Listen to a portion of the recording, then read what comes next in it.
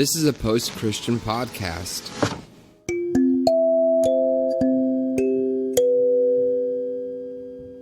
Welcome to the Revolution Church podcast. Hello. Welcome to another edition of Meet Your Congregation with Revolution Church. I'm Caleb here with Brother Pastor Jaybakker. Hello. Hello, Jay. And we have as our guest today, Andrew Reimers. How you doing, Andrew?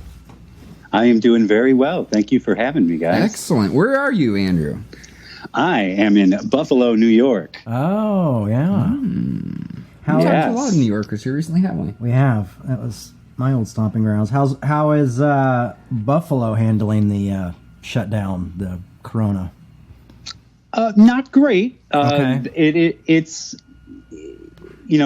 interesting here in New York because we get our daily updates from Governor Cuomo. Yeah. And, our updates always include everything that's going on in New York City, even though we're 450, 500 miles away from New York City.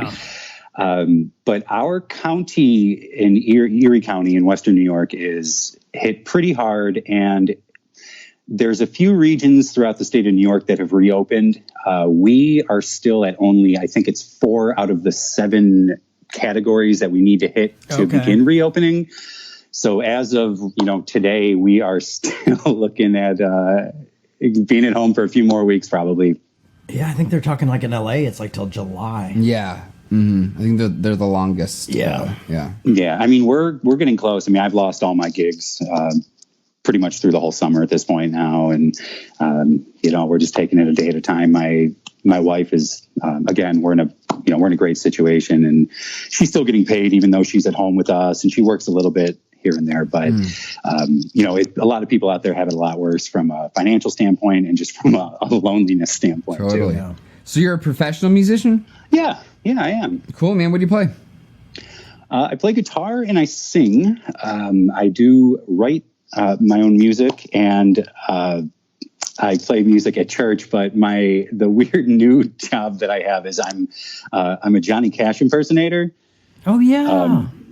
Which I don't look like it right now because I haven't had to shave.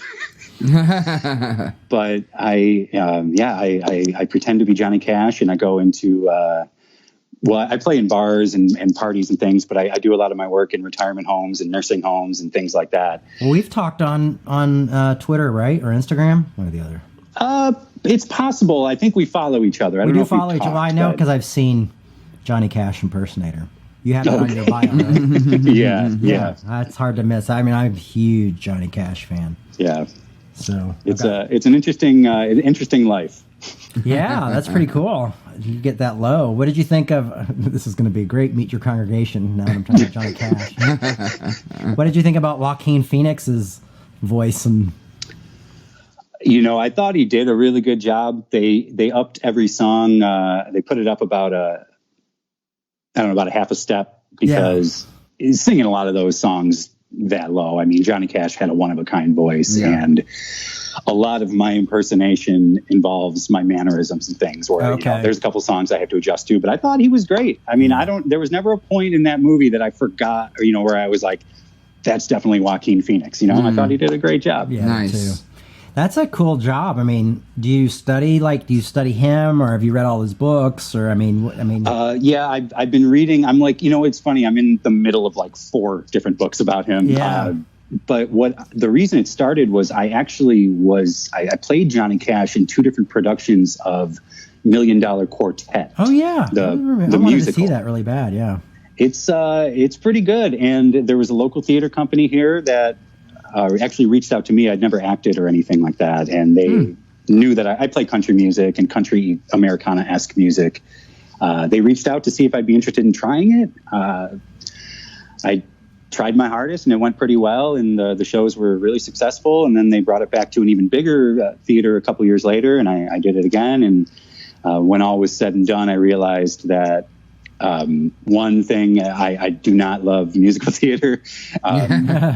But I do love being Johnny Cash, and to see so many people who are bringing their grandparents and their great grandparents to the shows and just the amazing stories people were telling me afterwards, I realized that this might be kind of a cool thing to do. on my own. I've never had a whole lot of success working for the man, so to speak. Right. So I thought I'd give this a shot. And to be honest, I really had a lot of momentum going here and before this whole COVID-19 thing. So, it's whatever. I'll pick back up where we left off. Do you pretend you're him? Do you do yeah. And I'm usually, I'm clean shaven. I got the hair, I talk like him. I act like him. I hold the guitar up real high. Oh, that's cool. All that kind of stuff. Wow. Yeah. Wow. That's, I'm stoked. Got a pill bottle full of little black mysterious pills. No, just my antidepressants. Okay. Your guitar rattles. Yeah, right. Hey, Andrew, I'm curious about something. You really briefly mentioned playing in your home church, right? Yes. But then when you first reached out to me, you mentioned that you and your wife recently ended your partnership with your home church for reasons having to do with not being comfortable with them being them believing that being queer is a choice and a sin. So I'm curious, first off, what denomination was that? And second off, just kind of how that played. Well, just out of curiosity, and then how that came to a culmination. How did you see that playing out? And I'm just curious what the story is there. Sure. If you don't mind, I'll probably have to go back to sort of the beginning when we started going to that church. Yeah, go ahead. If that's okay. Please. Yeah. Because I grew up in a non-denominational church, here in Western New York that eventually grew to become almost like a mega church now. They kind of run out of, it's kind of an arena style place. But I grew up in church. My grandmother was very involved. And then in turn, my aunt and my mom were very involved. Sure. And as a kid, Jesus loved me. This I know because the Bible told me so. That was the extent of my real knowledge. But I spent a few years in Christian school, private school, kindergarten, first grade, second grade. But then from there, circumstances in my family, whatever it might be, we stopped going to church. And, I kind of went on to, I just was away from church. I wasn't anti-God. I wasn't anything like that. But I just didn't have any room for faith in my life. It wasn't anything that my friends and I did or talked about. We do drugs and get spiritual. Right. Yeah, sure. Nothing Jesus related. And through my rock and roll years of whatever, I don't need to list my accomplishments of sin, but my drugs and alcohol and all those years, sure. That went on for a long time. And, eventually my wife and I ended up having our son, and we settled down, we were married, and I started to clean up my act. But in 2017, I felt this sort of like a hole that was kind of still left in my life, and woke up one day and just thought we should go to church. Right. And my wife looked at me shocked. It's not something we ever really talked about. And I have some family who works for a church, so it's a Southern Baptist church here in Buffalo, New York. And it really, whatever Southern Baptist group that they're a part of, they do love doing adult baptisms, and that's kind of their thing. They don't believe babies can make a choice to be baptized, and I do agree with that. I think that's a very interesting concept. I myself was baptized in 2018, and honestly, when we first started going, they were doing this series on 1 John called "Love One Another." Oh, and we. Oh my gosh. It was so incredible, to realize, not only had I not heard the name Jesus in 20 something years, but we went to this church and we were just blown away by the message. And it was so hopeful, and it was so just happy and positive. And it's not a real big church. And, it holds a couple hundred people, but I just love the style of it, the look of it. It just seemed like there was this contemporary. I just didn't know church could be as modern as this church was. I guess I just still always thought of it, old people in gray suits and, greeting you and the heavy scent of perfume in the air. It wasn't like that. And it was a pleasant surprise. So we were honestly pretty happy, and it felt good to come back. And it really, within a matter of weeks, I felt myself being drawn back to Jesus and back to the Bible and all that. So fast forward not long after, they were really, one thing that this church does is they really promote the idea of, and definitely, and I know it's in the Bible, really building community and faith through community. Right. Yeah.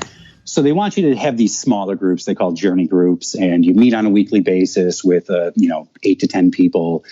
It's the same people every week, and you study that week's conversation. And it was different for us, and it was good. It put us out of our comfort zone. We were now hanging out with people that we never would have been hanging out with before, especially a couple years prior. And it was fine until one evening, somebody mentioned that within their family, their niece or whatever it was, they came out, right, and and honestly, my initial thought was like, oh wow, this is going to be an amazing story.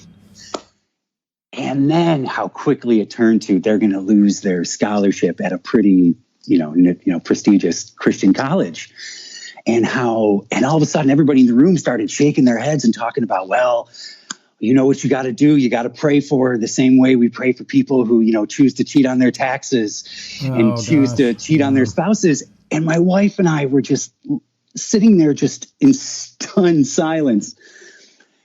And maybe we were just naive or ignorant, or I don't know what it was, but we couldn't believe like what we were hearing, that it was 2018 at the time, and that people who look like us and people who are our age and people who seem to people like us who shop at Target think this is like a sin. Like it just, so we went home, and honestly, from that point, neither one of us felt comfortable again. And it was only a couple months into it, but because I'd made so many mistakes in my life, and I always thought I knew better, and I always tried to do things on my own, and I was really trying to make a change, I stuck with it because I figured, there's got to be something here to learn. There's got to be something, I can't focus on this. And I continued to be involved. And because the church isn't very big, we became immersed in the culture there. And all of a sudden I was playing in the band at church, and I was leading. There's 2 different campuses. I was leading worship on Sunday mornings. And I just, I would stand up there every Sunday. I was doing it. Like, what happened? Where did this come from? And, through all this though, the underlying factor was that I still felt my salvation through Jesus. And I don't deny that. Right. And I tried to talk to one of the pastors there. Him and I became real good friends. And when this first happened, I brought my concerns up to him. And when we sat down and talked, it was a hard thing for me to do. And, Jay, you talk about this all the time about, having these tough conversations and disagreeing well. And it's not something that I've been good at in most of my life. I usually try to avoid conflict, but this was something that meant a lot to me. And I sat down and tried to talk to him, and it, really, I felt it was more of like, well, just stick it out. Look, I know how you feel, but like, you're still kind of new to this. Like, let's, he was more of like just trying to not make me angry and just keep me in the church, Right. And it was one of these things of, we'll get back to it. We'll talk about that. No, this is good. Thanks for bringing this to my attention. We'll talk about it. And, we never talked about it. So over time, again, we weren't feeling comfortable, but we started to hear it's not, and honestly, it is, my whole life I've been, for as long as I could make, independent thoughts, the LGBTQIA community. For me, like it's been a major issue for me, and in terms of their right to marry, in terms of just the knowledge of their, just the lifestyle, and that who they love is who they love, and that's not for us to decide. And I don't even have anyone. I have a lot of friends who are queer, but they're nobody in my family. But for some reason, this has always hit home with me. Yeah. And I couldn't let it go. Yeah.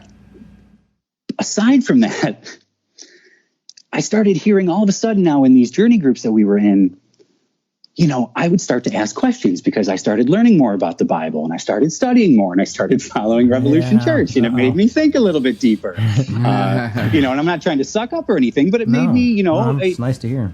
Well, and it's true. And you mentioned earlier, even today, Jay, and I don't know when this will air, but you talked about how, people who take the Bible literally. And that's the church that we were in, was taking the Bible literally. And all of a sudden, I found myself who people didn't want to talk to me about the questions I had and the concerns I had. But then somebody would be like, oh, I saw this amazing article on Facebook about how scientists are saying now evolution didn't happen. And everyone's like, whoa, can you send that to me? That sounds amazing. Yeah, right. Like, and my wife and I, again, we're just looking at each other like, what is this world? So after a couple of years, it really then became, we just became so just disconnected. Now, when the coronavirus and COVID-19, when all this first started, we, as you mentioned, you guys have been doing church online for a long time now.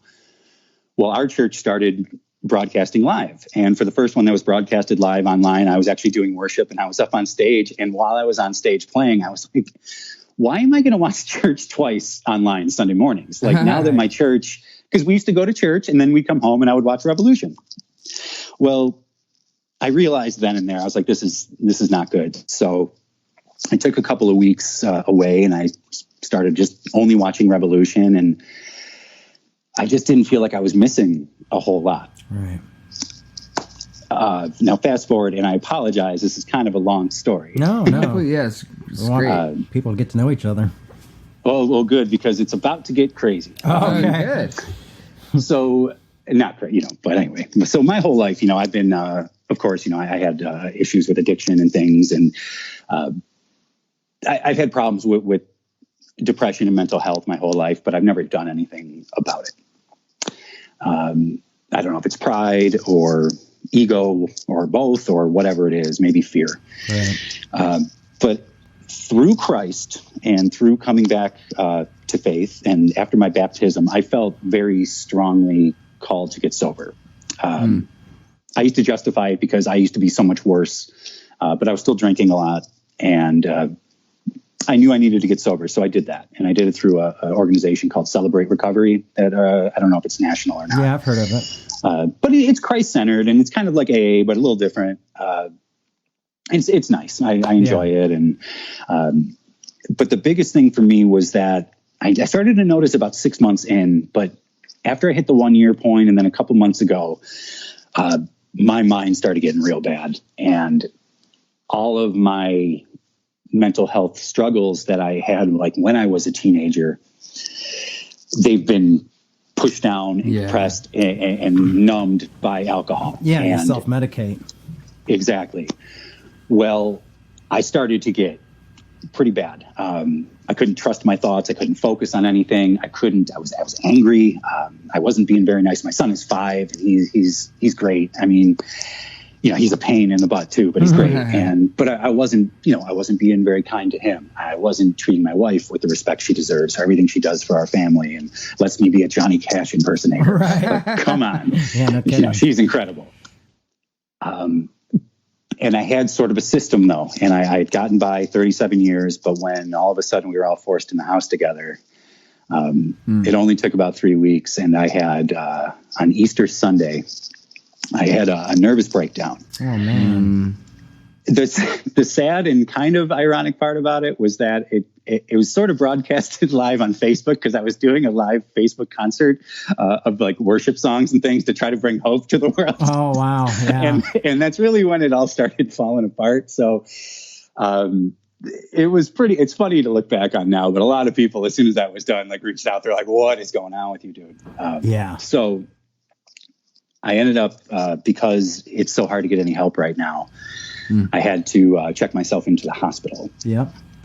I've been there. And it was hell, man. Yeah, it was scary. hell on so earth. Scary. It's really hard to, I mean, that was one of the scariest places I've ever been, was checking myself into the hospital, the mental ward of the hospital. I mean, it was just, felt like I was in prison. It was really scary. I'm glad you said that, because that's exactly how I felt too. It was prison. Yeah. And almost immediately, boy, you want to talk about perspective. Yeah. Good grief. I mean, the problem is because they're short staffed, because nobody's coming into work. When then all of a sudden, what is it doing for my mental health when all of a sudden I'm locked in with people who I'm not, trying to downplay my problems, but like all of a sudden I'm living with paranoid schizophrenics and we're all just like sharing a lunchroom. Man, that was tough. And, but I was finally able to talk to a doctor, and I feel like something I always knew, but I was diagnosed with bipolar disorder. Okay. And now I know, and now I'm able to take the steps to deal with it. I'm able to be on medication. I've started therapy. And it's funny because even through all that, I asked him for a Bible, which, oh my gosh, you would have thought I asked him for, I don't know, Mein Kampf or something, the way they struggled to find a copy of it for me. But they finally found me a Bible, and it was the smallest print I'd ever seen. I mean, they got like the entire Bible into like 40 pages. But it was funny. It was waiting for me in my room when I got out of seeing the doctor, and I found out I was bipolar. And the reason I keep going back to Christ, and the reason I know that, that is what I believe, and that's where my heart is because I opened up the Bible, and literally the first thing I saw was in James, and it said that the double-minded man is unstable in all of his ways. Right. Like, you gotta be kidding me. I mean, that's that's beyond coincidence, But through the meditation and through the prayer being in the hospital, it made me realize that I'd been trying to sort of jam my square peg into a round hole for so long with a church that I didn't feel comfortable being partnered with. And I don't like having my name on a dotted line with a church that when I do talk to people about my faith, and when I tell people about how I got sober and how I got sober through God and through my faith in Christ, and then I direct them to Revolution Church because I don't feel comfortable directing them to my church because my church doesn't think gay people should be married. Right. It's not a good situation. Yeah, that's a really tough situation. It was. And I ended up, after I got out, I spoke to my friend who's one of the pastors there, and he called me on the phone I took a social media break a little bit, and, he called to kind of check up on me, and I told him what had happened with the hospital and that, and, we got to talking, and I let him know again how I felt. And I realized that, he didn't even try to talk me out of it. And to be honest, he didn't even try to really have a conversation with me about it. Oh, man. It was more of just, all right, well, that's what you believe. I know what it says in the Bible. So if you want to think, he's like, I know that it's wrong, and I know that it's unnatural, and I know that it's a choice. And that was it. Pretty much not even hearing what you're saying, not validating anything. You just, nope, you're wrong. Well, they asked to toe the line, too, because it's his job, unfortunately. Well, and that's what I feel that was the difference, in that this church, it is full of incredibly loving and generous and helpful and considerate people. It truly is.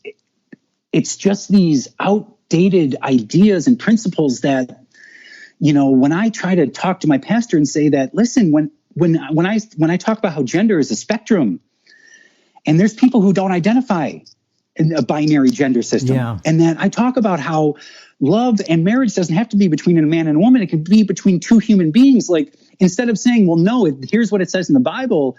And I try to say, isn't it better to say, to me, it's a testament of God's incredible power. Right. It's a testament to the ever changing and evolving nature of this all powerful being that on Sundays, we all acknowledge that God's knowledge, I don't want to say his, that God's knowledge, it extends so far beyond our human understanding. Yet, as humans, we're going to say, but about this, you're wrong. Yeah. Right.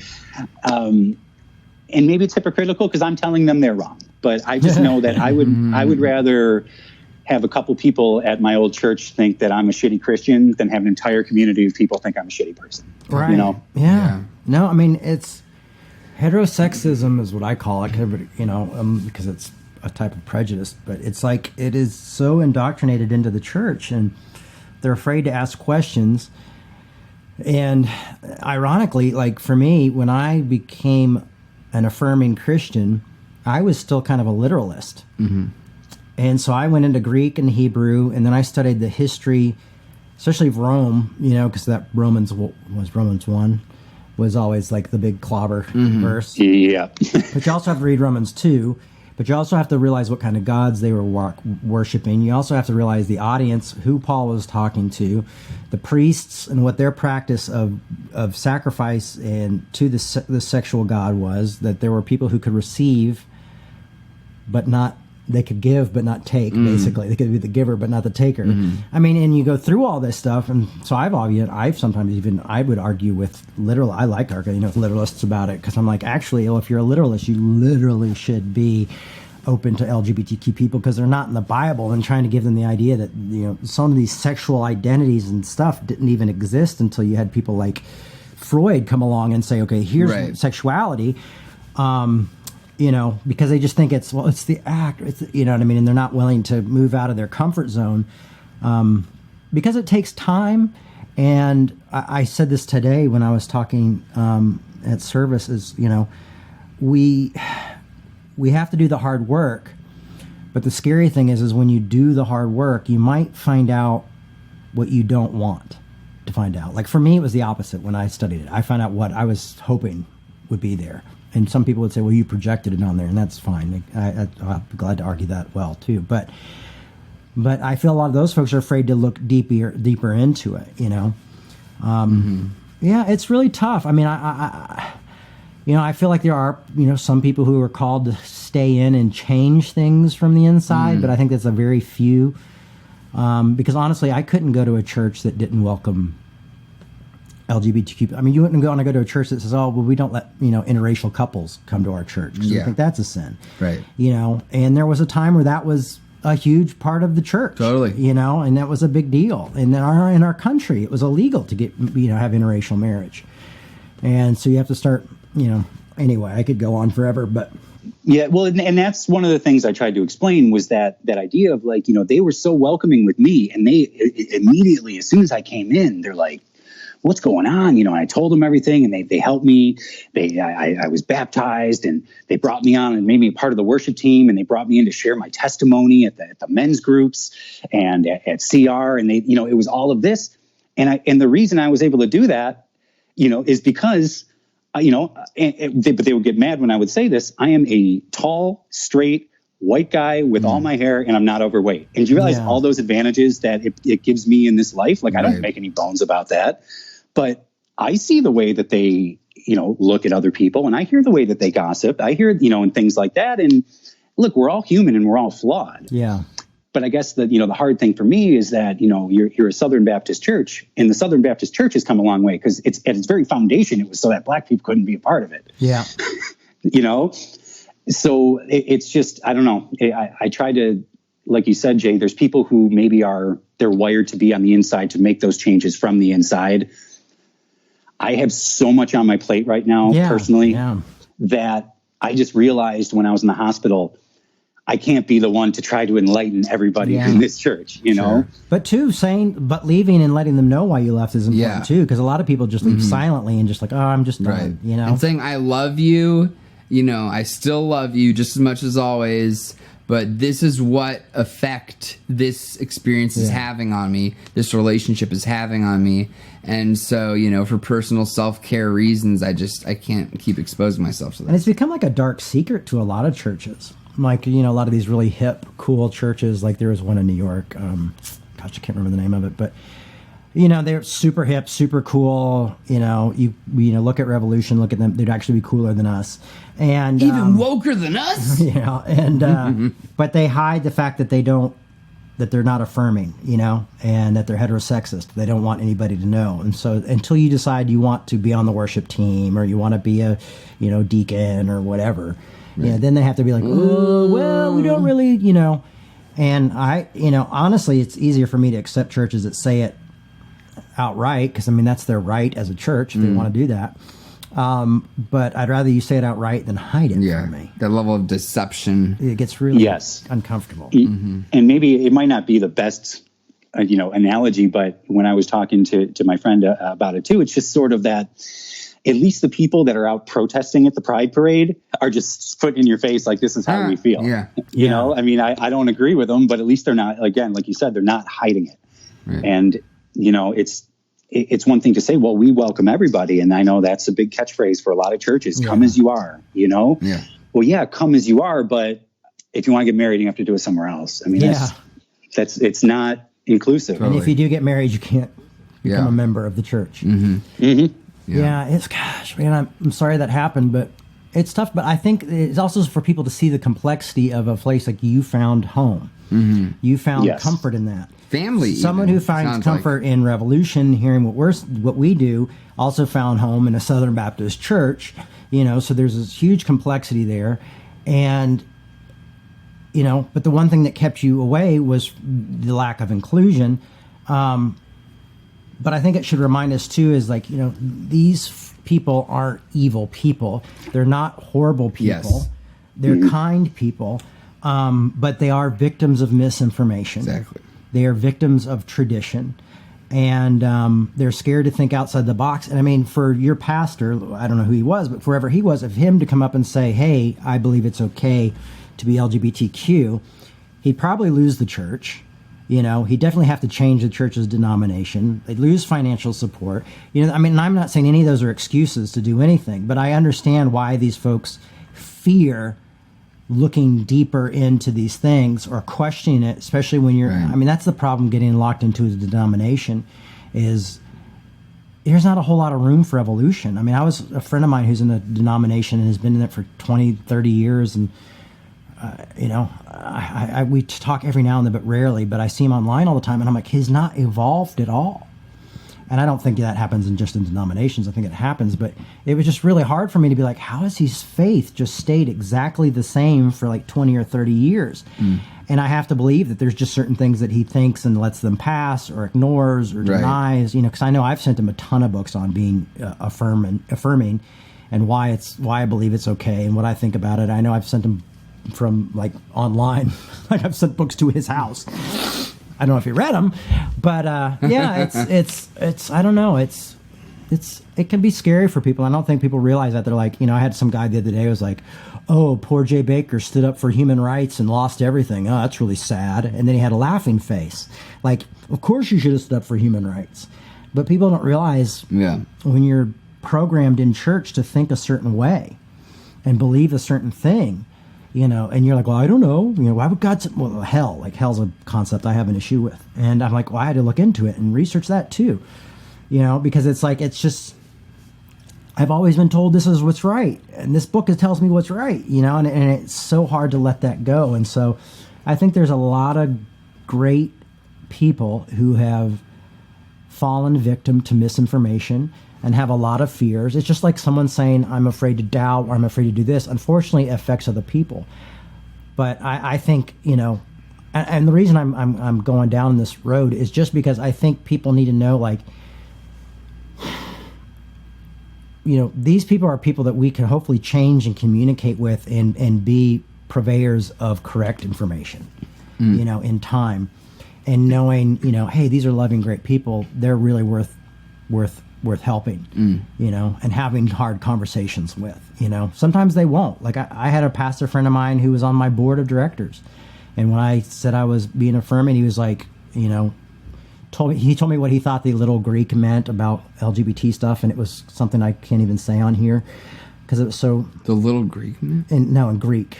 Oh. And he was like, oh, it means man effer, and I'm like, oh. And he's like, blah, blah, blah. And he was so angry and nearly destroyed the church himself. My church. He was really angry and really hard to communicate with. Told me the Holy Spirit was going to get to me and all this stuff and take me down. And so I don't know. It's such a complex thing, but I just want to say I'm encouraged to hear that you felt the need to leave. I think that's, and I'm glad you told them why, because I think, I'm not as involved in LGBTQ rights as much as I used to be, but it's encouraging to hear that people are still moving forward. It's sad to me also to hear that there's still mega churches that can't have this conversation in a way that's decent.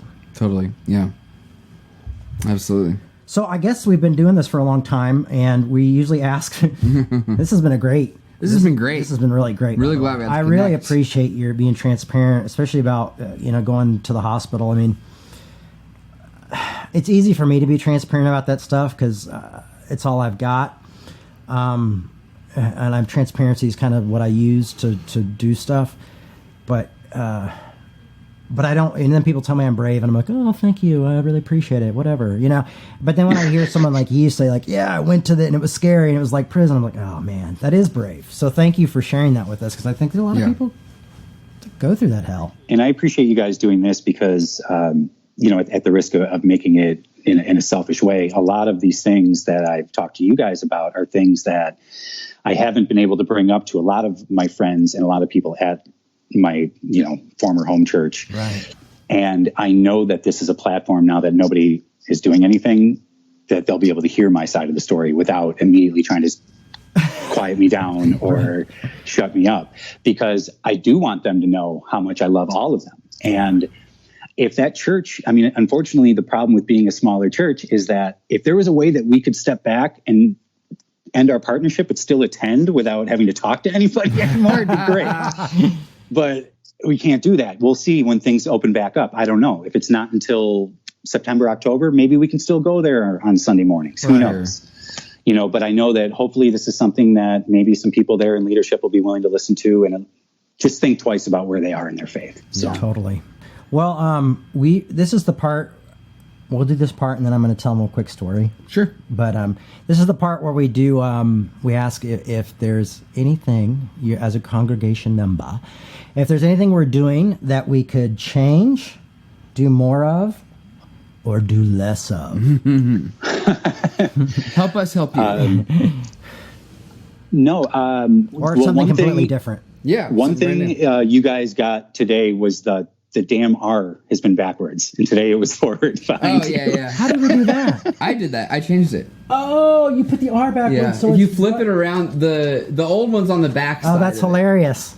Yeah, so that was good. Yeah, that's all our money goes into the graphics. Yes. Yeah, I figured. Yeah. That's, no, honestly, I'm still newer to it, so I'm not really one to be giving any advice to somebody who's been doing it as long as you. One thing that I can say that I really enjoyed from my former church is that, as I mentioned when we started going there and throughout, they had a tendency to break down the Bible with different series. Like I told you, they did the 1 John, love one another. They did another one that I really liked that was just about, it was called B9, and it was the 9 fruits of the Spirit.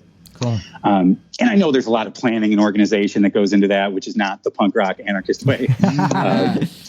But I just know for me, being coming back to Christianity later in life, I kind of needed the head start to know what we were going to talk about, so I could read about it throughout the week and try to get up to speed a little bit. So, but honestly, I mean, that's just something I personally liked. But I really enjoy what you guys do, and I appreciate the podcasts in between. And honestly, too, I mean, even I've learned as much from Revolution Church on Sundays. I've learned as much from Loosen the Bible Belt podcast as well. Oh, really? From Revolution. And cool to hear. I mean, I don't want to just name drop here, but I kind of know Kristen Becker from the Buffalo, New York days. Oh, yeah, nice. And that was how I actually first found out about Revolution, was because Kristen had shared it with me. What? We'll have to let her know that. Yeah, I got to tell her that one. Yeah, she's a great person, and I used to, you want to talk about making people's minds explode, when I would tell people in my church that, I used to be the musical act for this variety show comedy act in Buffalo called the Dykes of Hazzard. Oh, you did Dykes of Hazzard? That's hilarious, because we did. I would do, our band would come in and play for the shows and stuff. Because when we did Loosen the Bible Belt on the road, we would have, we've had musicians go with us too on tour and do music in between and do like a variety show, and Kristen hosts it and does comedy. Well, if you ever go on tour again, let me know. We will. We want Johnny Cash, though. Yeah, hey, I'll do it. I'll make more money as Johnny Cash than I will as Andrew Reimers. So this is how what I was gonna tell you. Bringing it back to Johnny Cash, and I'll hit you up online with a few Johnny Cash book ideas if you haven't read them yet. But this is a Johnny Cash story I bet you never heard. Okay. When I was a kid and my parents lost everything, we were in Palm Springs, and my mom was addicted to Ativan and Valium, and was having to go to Betty Ford Clinic and all that stuff. And I mean, this was like the bottom. We were at the bottom, And my parents go, "Hey, do you want to go see Johnny Cash play?" And I go, "I don't know who that is." And they're like, "Oh, he's a country singer." And that's all they had to say. And I was like, "Nope," which I regret for the rest of my life. And so they go and see Johnny Cash. And so this is the story that was told to me by my mom and my dad. So they're sitting in there listening to Johnny Cash. He's playing, and all of a sudden he goes, "Ladies and gentlemen, there's some friends of mine right now who are just going through hell. And some of you might not have the best, opinion of them right now, but they're good friends of mine and have always been close to me, and I really love what they do. Jim and Tammy, would you stand up?" Wow. So they have my mom and dad stand up, and they clap. Gets even better. Then Johnny goes, and Tammy's an amazing singer, and Tammy, would you come up and sing a song with me? I wish I could remember the song, because I can't off the top of my head right now. What? So my mom got up and sang a song with Johnny, and then they went and took pictures and hung out with Johnny and June. And they'd known him for a while, I guess. I didn't realize. And took pictures of Johnny and June to the point where I think Johnny was taking a picture of my mom, and he's like, "The Inquirer's going to think we're having an affair," and like all this kind of stuff. And so, I mean, that guy means the world to me. I've got, right when my mom died and I went through my first divorce, I got "Help, Lord" on my hands. And that's from that song he did, "Down on Bended Knee, Begging You Please for Help." And I got that on my hands because of that. Because when I lost my wife and my mom died a week later, it was just, that was my first time tried therapy, tattoo therapy. But so he's just always been a huge important part of my life. And years later, I was at a book convention with my dad, and there's this huge line, and I'm like, "What is that line for?" And he's like, "Well, that's for Johnny Cash." I'm like, "I want to meet Johnny Cash, but I don't want to wait in line for an hour." And he grabs me, and he's like, "Come on." I'm like, "What are you doing? You're breaking line, Dad." And he's like, "Oh, I know, Johnny." And I'm like, "Dad, people already hate us. Let's not get it anyway." We walk up, me and my sister, my nephews all walk up, and Johnny goes, "Jim," and then he goes, "Jamie Charles," which is my real name. Jamie and Charles is my middle name. He knew my full name. "So good to see you." Looked at my sister, "Tammy Sue, you have such a beautiful voice." I mean, she hadn't had an album in years, and remembered all that. And so it was a really cool moment that he played in my life, and of course my theology and probably my identity as well. So anyway, just want to pass that on to you. That's awesome. Incredible. Thank you for sharing. Yeah. Well, Andrew, thanks for being so transparent. Yeah, thank you so much. This is the kind of thing I hope we get more of, and I hope you end up meeting some more of the Congo members online. Totally. Cool. Before we wrap, Andrew, I'd like to make a quick request of you, and you can deny it if you'd like. I'd like for you to perhaps sing a new little theme song for Jay, something along the lines of, "I fell into a theology of pyre." Oh my gosh. I fell into a theology of fire. I went down, down, down. The flames went higher, and it burns, burns, burns. The theology of fire, theology of fire. Well, thank you, sir. I'm sure. Sorry, I didn't warm up. I hope that was No, low it's enough. okay. great. I got red from Jay that got Ring of Fire. embarrassed. Well, we'll send that to Pete, because I told Pete I was into pyrotheology, and he's like, "So this is the day of my downfall." Well, thank That you, was sir. awesome. Thank you so much. We Thank appreciate you, guys. It's an Andrew. honor to talk to you guys. Thanks for all the work that you guys Oh, both do. thank you. Have Absolutely. a great one. Stay in touch, buddy. Take care. Bye. Will do. Bye.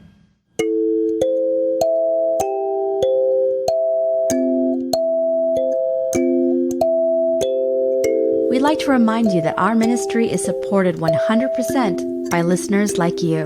To make your 100% tax-deductible donation today, please visit revolutionchurch.com/donate. You can also learn more by clicking the donate section on the website. If you like that, you might enjoy the Loosen the Bible Belt podcast with Jay Bakker and me, Kristen Becker.